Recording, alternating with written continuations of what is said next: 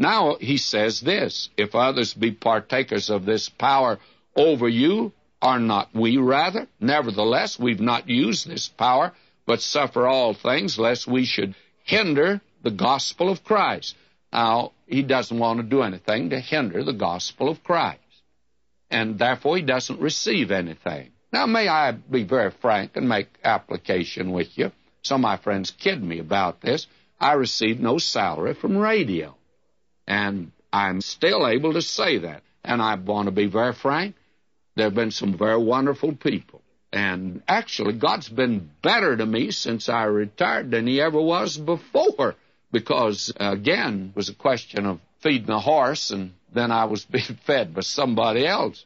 But now I'm dependent on the Lord. And, I wish I'd done this before, because he's wonderful. I'm not complaining.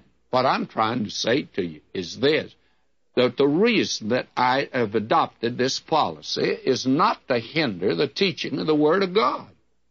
For the very simple reason, there are religious rackets today. To say they're not is to be as blind as a bat. And I believe that today many men make merchandise of the gospel of Christ. Now, I don't want to get into that position, so I've taken this place, and it did mean quite a sacrifice for a while. But the Lord has been so good, I just can't tell you how good he's been. And therefore, I want to continue the policy so that I won't hinder the teaching of the Word. No one can come along and say truthfully that Vernon McGee, the reason he's staying on that radio and teaching the Word of God, because he really gets a big salary. But the Lord's been good to me. Oh, how good. Now, let me go on with this, because, this has such personal application. He says, do ye not know that they which minister about holy things live of the things of the temple? And they which wait at the altar are partakers with the altar? Even so hath the Lord ordained that they which preach the gospel should live of the gospel. Now, that's God's method. And it's not wrong, therefore, for the minister. That's a blessing to people to be supported. And I've discovered that when people receive a blessing, that they, for the most part, they do support the place where they get their blessing. Now he goes on.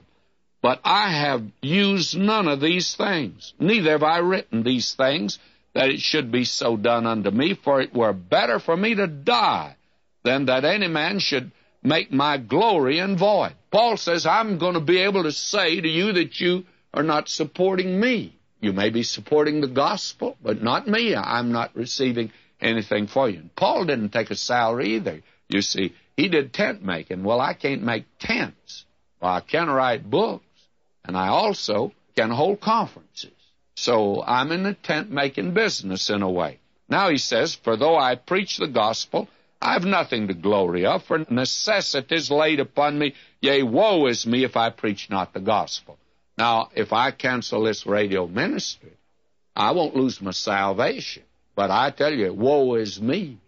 And I want to be very frank with you. Necessity is laid upon me. I dare not. Why, may I say to you, it's like a taskmaster with a lash. It says every day at this same time on your radio station, McGee, you better be ready. If you are not, why, you'll not be on long after that. You have to do this. Well, that's my liberty. And you know what? I do it because I like.